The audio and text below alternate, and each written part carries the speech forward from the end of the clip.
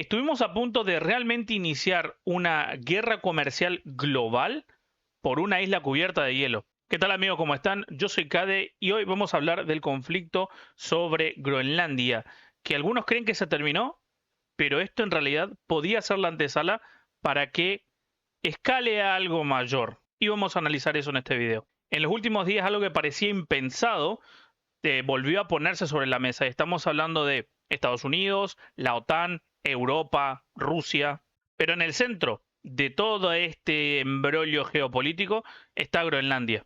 Por supuesto que esto nos impacta porque tiene que ver también con el comercio internacional y todo lo que tiene que ver con los mercados financieros.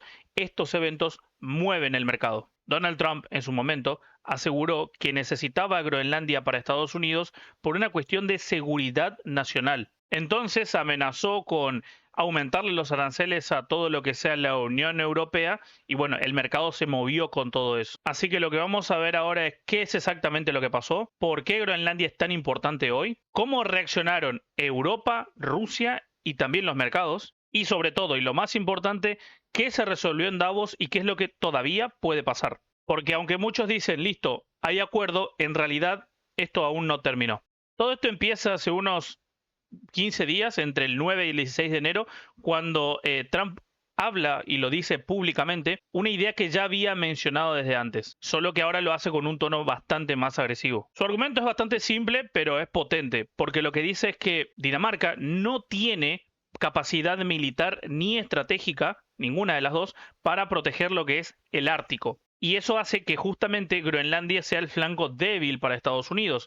Entonces lo pone como un punto clave para el sistema de defensa estadounidense llamado el Golden Dome o el domo dorado. Y entonces no lo vuelve algo territorial, no diciendo voy a conquistar, sino que lo pone del lado de esto es seguridad nacional, es seguridad para el país. Lo primero que sucede es que la primera ministra de Dinamarca se hace mención y dice que Groenlandia no está a la venta, haciendo alusión que antes Estados Unidos habría comprado Alaska. En este caso le está diciendo que justamente esta isla cubierta de hielo y en el que tiene muy poca población no está a la venta. Desde ahí entonces Trump, insistiendo en que necesita Groenlandia, lo que dice es que le va a subir 10% de aranceles a partir del 1 de febrero si y que escalarían además en junio de este año, a 25% contra los países europeos, justamente si esto no se resuelve y no llegan a un acuerdo. Y aquí, cuando amenaza con los aranceles, es que deja de ser simplemente un conflicto, digamos, retórico y solo de palabras, sino que pasa a ser económico, político y sistémico. ¿Cómo escala esto con los demás países? Bueno, Estados Unidos y Europa ya tienen ese conflicto. ¿Por qué? Porque Estados Unidos les amenazó con aumentar los aranceles a las importaciones. Pero justamente esto hay acuerdos, con más acuerdos con otros países. Entonces, esto en realidad impacta a nivel global. Ahora el que hace acto de presencia termina siendo Rusia, diciendo que la OTAN se está atacando a sí misma. Por supuesto que Putin hace declaraciones y entre eso deja ver o da a entender de que Groenlandia está siendo tratada como una colonia y no como un estado independiente. La intención de esta declaración es justamente echar más leña al fuego, porque por supuesto que lo que estaba haciendo Estados Unidos era defenderse de todo lo que tenga que ver con Rusia y China de aquel lado, y él lo que no quiere es que se cierre este trato. ¿Sí? Desde Rusia no quieren que esto llegue a un acuerdo. Ahora, ¿qué termina pasando con Rusia y Ucrania? Otro conflicto que ya teníamos de antes. Pues por ahora queda en segundo plano y todos están hablando justamente del conflicto por Groenlandia. También bastante, digamos, influenciado por todo ya lo que pasó entre Estados Unidos y Venezuela hace justamente 3 semanas atrás. La conexión clave que algunos dejaron pasar por alto y otros que lo tienen muy en la mira tiene que ver, por supuesto, con la energía y los recursos estratégicos. Aunque Trump va a declarar siempre que no es por eso, vamos a hablar un poquito. Porque sin importar las declaraciones que haga, en realidad te pones a pensar y fue al sur a Venezuela y ahora tiene justamente gestión sobre la política de Venezuela y sobre el petróleo y ahora está yendo al norte por Groenlandia donde también hay esos recursos. El panorama queda como petróleo al sur y tierras raras y minerales críticos en el norte, algo así. Con todo esto, por supuesto que cuando hay un revuelo en la política, pues obviamente los mercados van a reaccionar. Con la amenaza de los aranceles, obviamente la Unión Europea no se iba a quedar quieta.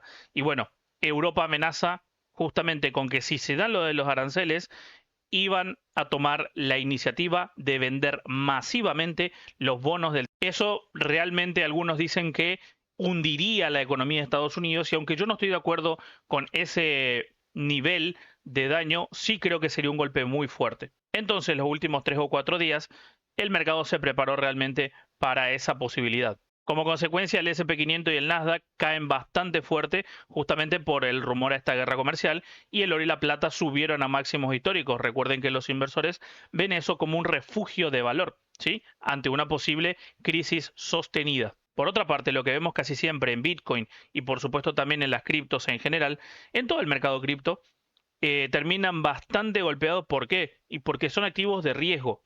Todavía no son masivamente adoptados como refugio de valor. Entonces, Bitcoin y todas las altcoins, por supuesto que son bastante golpeadas cuando hay incertidumbre tanto política como macroeconómica. Así que esto escaló bastante. Ya no era solo Groenlandia, sino que ya tenía impacto en la economía mundial. Y ahora llegamos al punto clave. El día de hoy, 21 de enero del año 2026, en el foro de Davos, Mark Rutte, el secretario general de la OTAN, aparece y tenemos novedades. Básicamente, Mark lo que hace es que se reúne con todas las partes y logran justamente llegar a un acuerdo marco. ¿Qué es lo que se resuelve ahí? Lo vamos a ver en breve.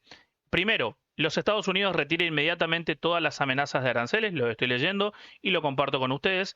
También, esto es entre otras cosas, no hay compra de territorio, no se va a vender Groenlandia, sino que sigue siendo parte del reino de Dinamarca. Pero ahora llegamos al punto clave. Se acuerda una expansión de la presencia militar de la OTAN y de Estados Unidos dentro de la isla. Estamos hablando, por supuesto, de Groenlandia. Además, algo bastante interesante que estamos viendo, la prioridad para empresas estadounidenses para la explotación de grafito y minerales críticos. Los mercados obviamente que van a reaccionar de inmediato. Estamos hablando de que Wall Street, el oro y todo lo demás tuvieron una corrección del movimiento que ya llevaban. Algo de eso estuvimos viendo en el oro justamente en el stream del día de hoy y les mencionaba, en realidad, como mi análisis me lo indica, que este nivel, el nivel dorado, era una zona de corrección. No los voy a aburrir con el análisis técnico, simplemente les quería decir que esto ya lo teníamos visto desde antes y hoy, cuando se supo justamente lo del retiro de los aranceles de Trump y que habían llegado a un acuerdo, un preacuerdo, vamos a decirle, tuvimos una corrección en el oro marcada por este triángulo, ¿sí? Efectivamente, marcado la operativa para quienes quieran tomarla entre los miembros de la comunidad. Pero bueno, volvamos al video. Ahora, la pregunta final es inevitable. ¿Quién ganó? ¿O se terminó esto? Bien, Estados Unidos básicamente no compra Groenlandia, no le termina perteneciendo y no es parte, ¿sí? Groenlandia no termina siendo parte de los Estados Unidos. Entonces, ¿qué sí consiguió? Consiguió presencia militar y acceso a recursos estratégicos, ¿sí? Básicamente, ahora Estados Unidos es un poco más fuerte en el lado norte del mundo, ¿sí? Más al norte de lo que ya estaba el territorio de los Estados Unidos. Por otro lado, Europa evitó la guerra comercial, si ya no se van a aplicar aranceles y todo lo demás, así que también, por otro lado, la OTAN evitó una división, una fractura y evitó también las tensiones que había entre los países que conforman la OTAN. Al comienzo del video empecé diciéndoles que esto puede escalar mucho más incluso por otro lado. Y para explicarles eso, es clave lo que acabo de mencionar, ¿sí? ¿Quién ganó? ¿Qué se consiguió? Tengan en cuenta que las amenazas, por un lado, tenía que ver con aranceles, es decir, subirle los impuestos a las importaciones, ¿sí? Eso iba a hacer que justamente los países que exportan vendan menos. Pero, por otro lado, las amenazas de la Unión Europea eran la venta masiva de los bonos estadounidenses, ¿sí? Eso no hizo que Trump retire o no le dio tiempo a Trump a tomar otra iniciativa. Tal vez esta sea la carta fuerte a jugar siempre que Estados Unidos ejecute o amenace con aranceles como lo hizo antes, que lanzó aranceles a todo el mundo, literal a todo el mundo, India, China, Rusia, toda la Unión Europea, los países todos de Latinoamérica, México, Brasil, Argentina, todos. Y nadie le hizo frente. Bueno, salvo China, que hubo la guerra comercial ahí que 50%, China le dijo 100, Estados Unidos le dijo 200 y se subían como al doble siempre. Eso sí, pero esta vez fue una carta diferente la que jugó la Unión Europea. La pregunta es, ¿puede usar esa carta la Unión Europea para una movida contra Estados Unidos? Porque hasta ahora el único que está teniendo ofensivas es Estados Unidos contra el mundo. ¿Podemos tener este año un reversal? ¿Podemos justamente o puede intentar la Unión Europea de alguna manera atacar a Estados Unidos por ese lado? Déjenmelo saber en los comentarios. Por supuesto que estoy compartiendo este contenido también en vivo, en stream, en este mismo canal y en mis redes sociales. Así que no olviden seguirme, amigos. Como ya saben, yo soy Cade y usted y yo nos vamos a ver en el siguiente video. Chau, chau.